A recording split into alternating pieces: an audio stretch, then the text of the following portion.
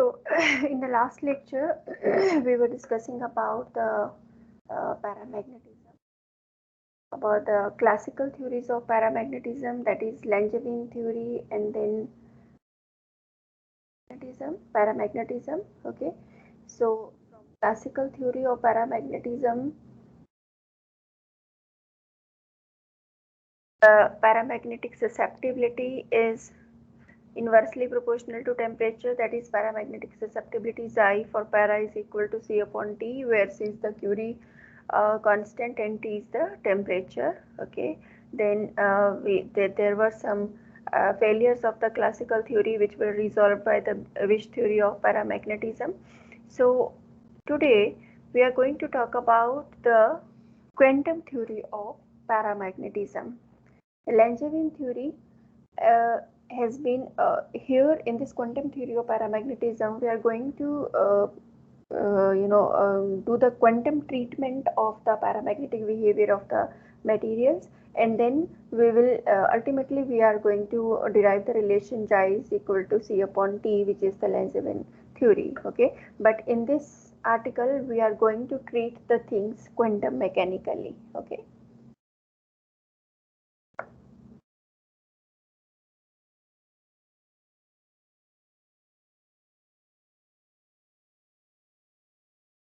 So this is quantum theory of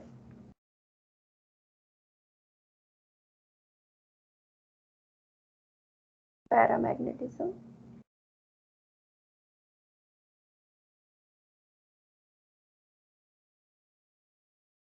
So classically, it was stated that any orientation of permanent magnetic moment with respect to the field direction is possible, right? But in quantum theory, the quantum theory states that there can be only a finite set of orientations relative to the applied field. So the quantum theory of paramagnetism is based upon the facts that for each unit of orbital angular momentum, an electron in an atom has one Bohr magneton. This is the amount of angular momentum associated with the one electron, that is mu b is equal to E h cut upon 2m. This we have already discussed and you are aware of this. Okay, so this is the amount of magnetic moment associated with the electron, and this is due to the orbital angular momentum. This is due to the orbital angular momentum of the electron, right? This is one factor.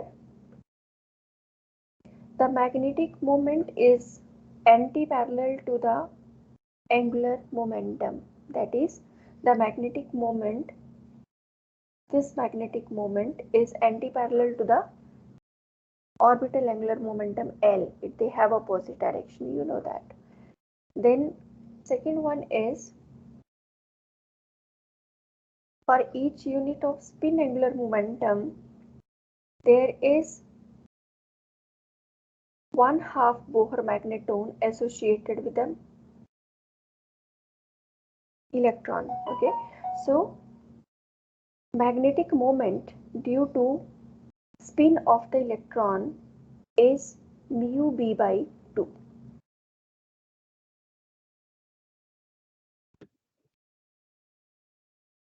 Due to spin of the electron. Then we know that total angular momentum is J, which is the combination of L and S, right?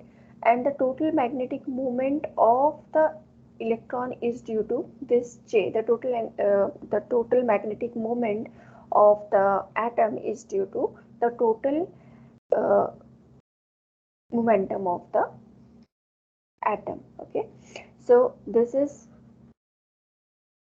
you can say that mu is the total magnetic moment, and this is due to the orbital motion and due to the spin motion, which is equal to minus g mu b j, where G is this is called G factor, and its value is, for spin of the electron, this value is 2.0023. Generally we take it as 2.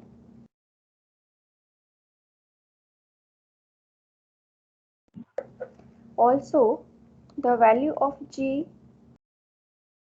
can be calculated by the relation 1 plus J into J plus 1 plus S into S plus 1 minus L into L plus 1 divided by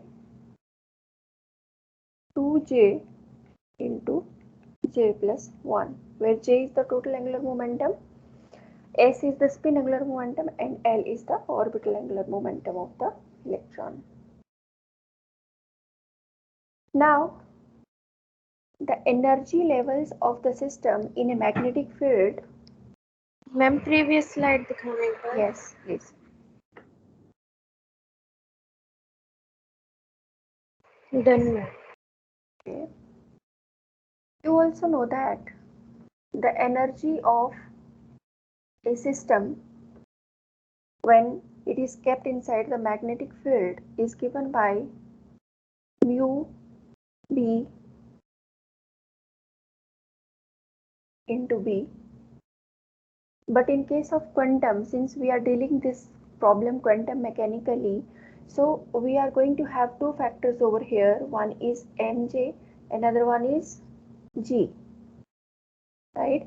G, I already explained you what is g. G is this is a g factor, right?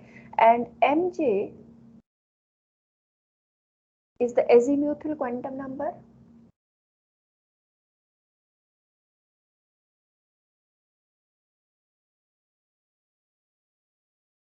Mj is the azimuthal quantum number, and its values are j. It starts from j to j minus 1, j minus 2, so on, and up to minus j. Okay, so it starts from j to minus j to plus j through 0. Okay, so this is called azimuthal quantum number, and it has the values how many? 2j plus 1. It has 2j plus 1 value including 0. Okay, so for a single spin with no orbital movement, we have mj is equal to plus minus 2 if the spin is single, right? If we have, let's say, one electron, so it will have the values plus minus half, and g, I told you, it has the value of 2. Okay, so in this case energy will become plus minus mu b into b, right? If you put the values over here, you will get E is equal to plus minus E mu b into b. So it means that the system has two energy levels, and magnitude of energy difference will be how much?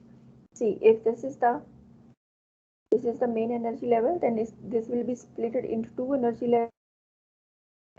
Energy of lower energy level will be, let's say, this energy is mu b, and the energy of this lower level is minus mu b, d. Okay, so the energy difference will be between these two levels. The energy difference will be h cut omega, which is equal to 2 mu b b. Okay, so this is the energy difference between these two splitted level for a single electron we are talking about. Now let us suppose that in unit volume of paramagnetic material there is a total number of n atoms. Okay, so if we have a unit volume of paramagnetic materials, and let us say there are n number of atoms in this unit volume. Also, let's assume that n1 is the number of atoms who are having spin parallel to the field, and n2 are the atoms having spin anti-parallel to Okay, so it means that, see, n is the total number of atoms. Okay, out of n atoms, n1 are the number of atoms who are having parallel spins, and n2 is the number of atoms who are having anti-parallel spin as compared to the in the direction. If you compare this with the direction of the applied magnetic field, right? The population in both the energy levels is given by Boltzmann statistics. See, when you talk about how many number of atoms are there in this level and how many number of atoms are there in this level, you have to use the Boltzmann statistics in order to define the population of the atoms, right? So let us talk about N1, the population of those atoms which are having parallel spin with respect to B. So N1 is equal to what? N is the total number of atoms, exponential,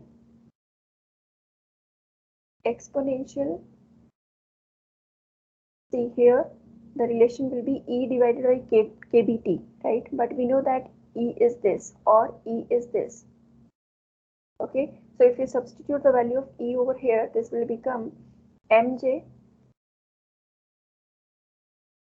g mu b divided by KBT. Kb is the Boltzmann constant, T is the temperature, divided by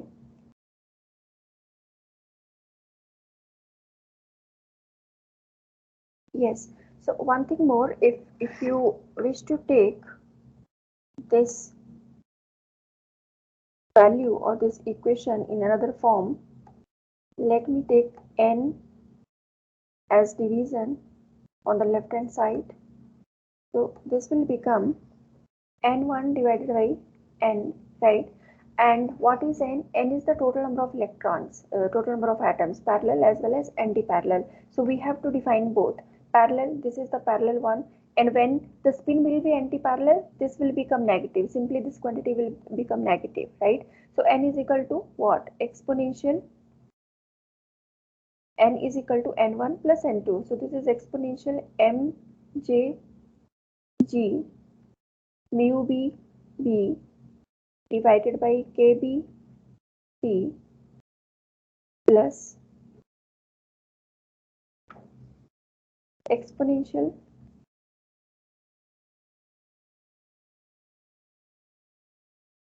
minus mj g mu b divided by kb t.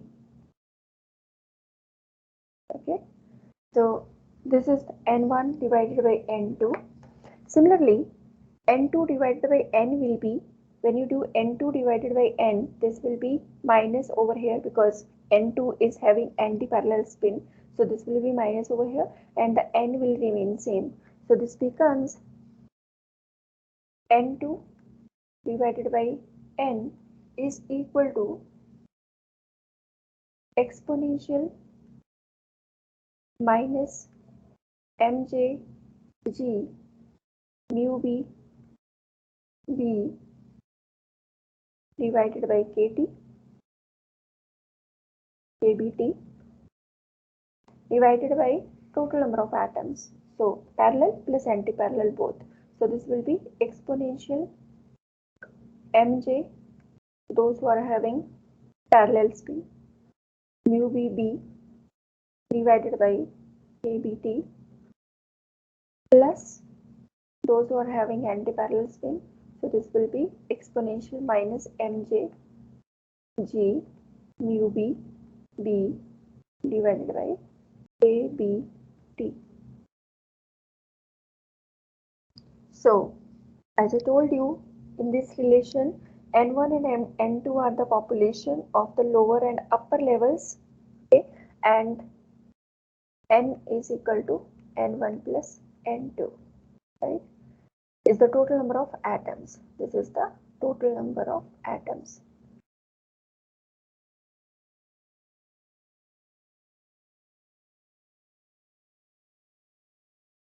So if you plot this fraction, if you plot N1 and N2,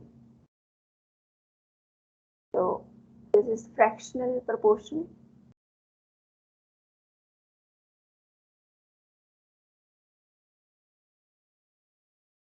Fractional proportion. So if this is the half 1 and it starts from 0, and if this is 1, then you can say that half of the atoms they are on the lower side and half of the atoms they are on the upper side. Okay, so this is the situation. Here this is T, or you can say this is X, means mu m b divided by kb T. Okay, so this is the fractional distribution. The projection of the magnetic moment of the upper state along the field direction. See, if this is the upper state, let's say, and this is the lower state, so the projection of upper state will be along positive mj, and the projection of lower state will be along minus mj. Okay, so the resultant magnetization for atom per unit volume is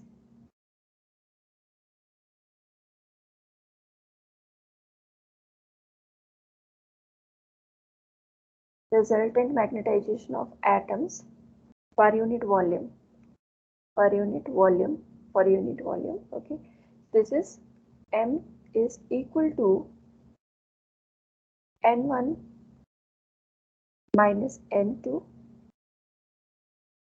mu b g mj, because you know that from Langevin theory of paramagnetism, you know that m is equal to n into mu. Okay, so that's what we are doing over here. This is total number of atoms. This is n1 minus n2, because if n is equal to n1 plus n2 and the other half is negative, so this will become n1 minus n2, because the spin of the n2 atoms is opposite. This is anti-parallel, so this will become minus over here. So m is equal to this one. This is your total. This is your average magnetic moment for the paramagnetic material per unit volume. So this will become m is equal to n1 minus n2 into mu b g mj. Now, what is n1 minus n2? So if you take this equation, let's say this is equation number 1, this is equation number 2. So if you take the minus of n1 and n2, here you can say that n को इस तरफ ले जाएंगे. From here you can say that n will go over there. So you will get n1 and n2, and then we have to minus them. Okay, so this will become, since in both of the equations, in equation number 2, n as a multiplier, so we can take n outside. So n I am taking outside, and this will become, inside the bracket you are having exponential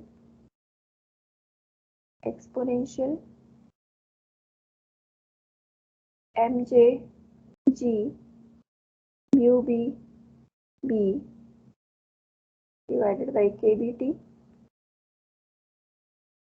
minus exponential minus mj g mu b b divided by kbt. Okay, and in the denominator, since this denominator is same for both of the equations, so this will become your denominator, and the numerator of this one and then the numerator of this, they will become your numerator. Okay, so this is denominator is common for both, so this is exponential mj g mu b b divided by kbt plus exponential minus mj g mu b B divided by KBT. Okay, so this is your N1 minus N2. Okay, now what we are going to do is, let us do some substitution. We will be substituting this value as equal to x in order to simplify this. So we are substituting this value inside the bracket as x. So this will become N1 minus N2 is equal to N exponential of x minus exponential of minus x divided by exponential of x plus exponential of minus x, where x is the substitution. So therefore, now let us substitute this value of N1 minus N2 in this one. Let us say this is equation number 3, the resultant magnetization per unit volume. So here we have calculated N1 minus N2 by doing it like this, and then let us substitute N1 minus N2 in equation number 3. Let us say this is equation number 4. So substituting the value of N1 minus N2 from equation number 4 to equation number 3, M is equal to N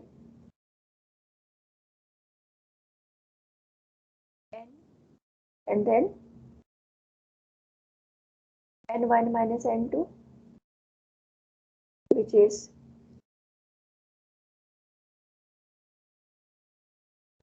exponential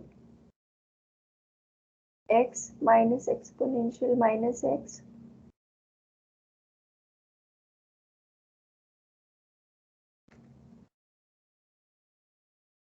divided by exponential of x plus exponential of minus x. Okay, so this is your N1 minus N2. Other factors will remain as it is, which is mu b g mj, mu b g mj. Okay, now what is this? Exponential x minus exponential minus x divided by exponential x plus exponential minus x. So if you apply some mathematics over here, you might be knowing that this value is tan hyperbolic x. Okay, so this will become m is equal to n into tan hyperbolic x, and then mu b g mu j, right? So this is the resultant magnetization per unit volume for a paramagnetic material. Now for x very less than 1, if x is a small value, then tan hyperbolic x might be taken as approximately equal to x, and in this situation we have the resultant magnetization as m is equal to n mu b square mj square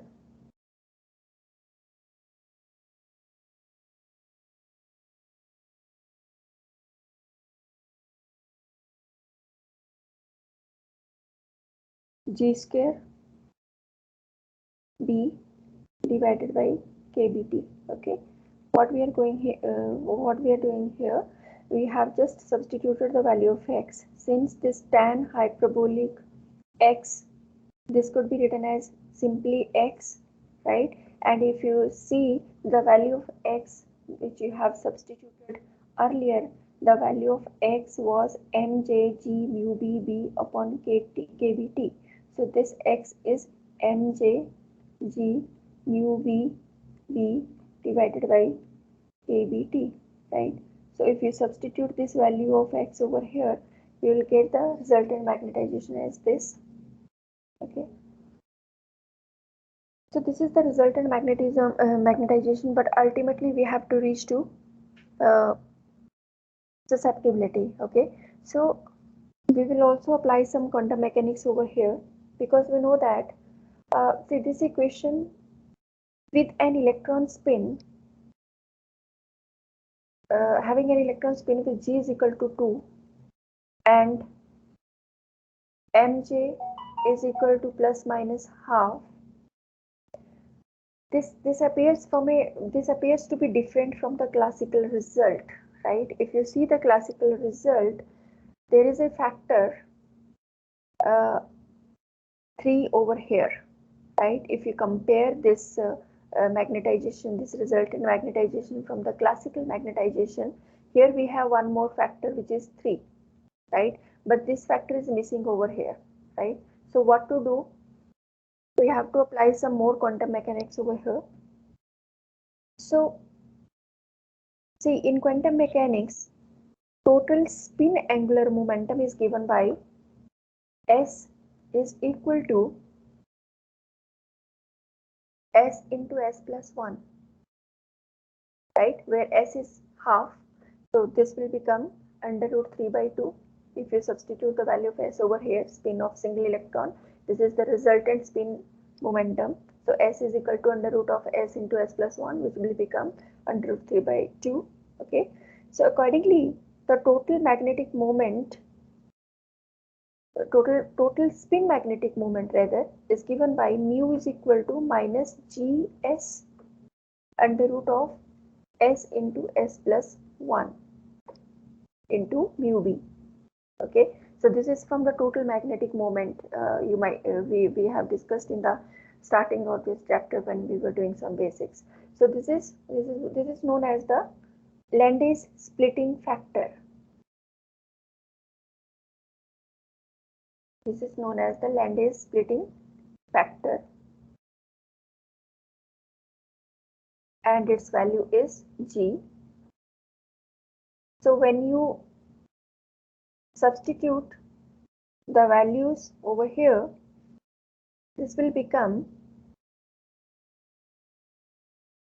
mu m is equal to, this is also m, mu m is equal to minus 2, the value of gs is 2,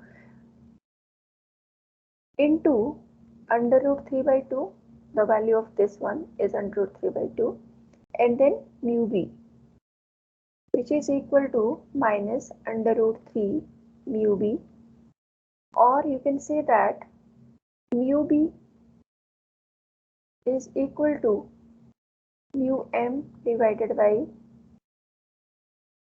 under root 3. Okay,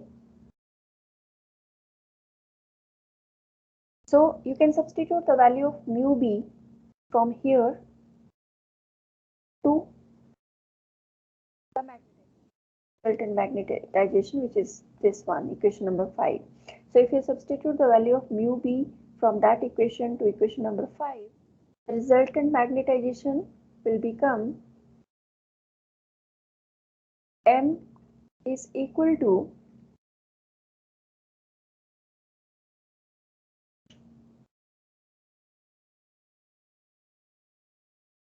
n,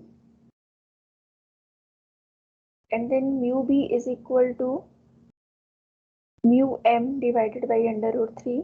So this will become mu m square, and then g square. Now the factor mj will not be here because this we have already taken into consideration, right? So this is g square b divided by kb t. Okay, so the divided by 3 kbt, sorry, because this is mu m, mu b is equal to mu m divided by under root 3. So when you do the square, this under root will go out. So this is the resultant magnetization, which is now identical with the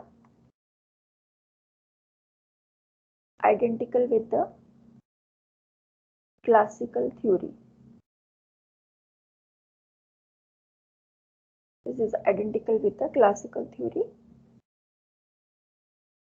We also know that an atom with angular momentum quantum number j has 2j plus 1 equally spaced energy levels, right? Because the value of mj is equal to what? 2j plus 1. So it means that how many levels are there? 2j plus 1 energy levels are there, equally spaced energy levels are there in a magnetic field, right? The total magnetic moment is therefore given by mu m is equal to minus g j under root of j plus 1 into mu b. Taking now for orbital angular momentum L, we take g is equal to 1. Here we will not take g is equal to 2. 2 is taken when we are talking about spin. When we are talking about L, then j is equal to 1 is taken, right? So mu m is equal to minus j under root of j plus 1 mu b, and therefore the total magnetization will become, if you substitute this value of mu m in this equation, let us say this is equation number 6, so the total magnetization will become m is equal to n j into j plus 1 g square mu b square b divided by 3 kb t. So this is the final resultant magnetization of the material. Now since we are talking about the susceptibility, so susceptibility is magnetization per unit field m divided by h. So paramagnetic susceptibility can be expressed as, let me rewrite this over here. So m is equal to n j into j plus 1 g square mu b square into b divided by 3 kBt. So susceptibility for paramagnetic material is equal to m upon h, which is equal to, because b is equal to mu naught h, so h is equal to b upon mu naught, so this will become mu naught will go here up and then divided by b, which is further equal to, let me substitute the value of m from here in this equation. So this will become mu naught n j into j plus 1 mu b square g square divided by 3 kBt, which is further equal to mu naught n p square mu b square divided by 3 kBt. Now what is P? Here we have done a substitution where P is equal to G under root of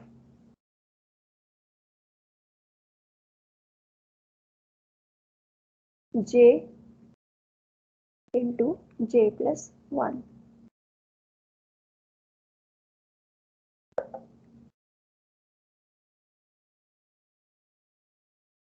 Okay, so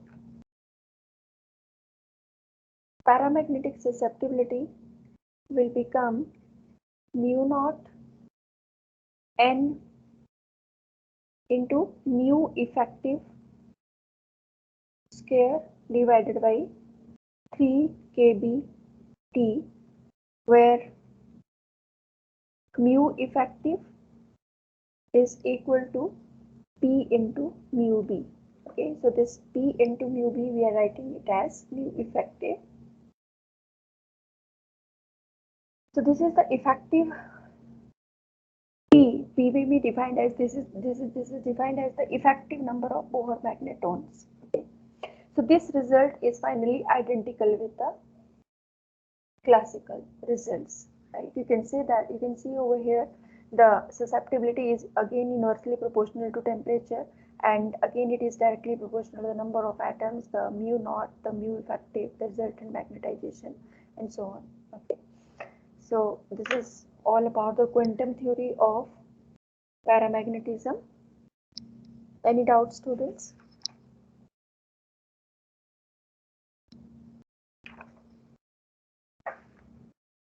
No, ma'am. Okay, great. So that's all for today. Now let me take your attendance.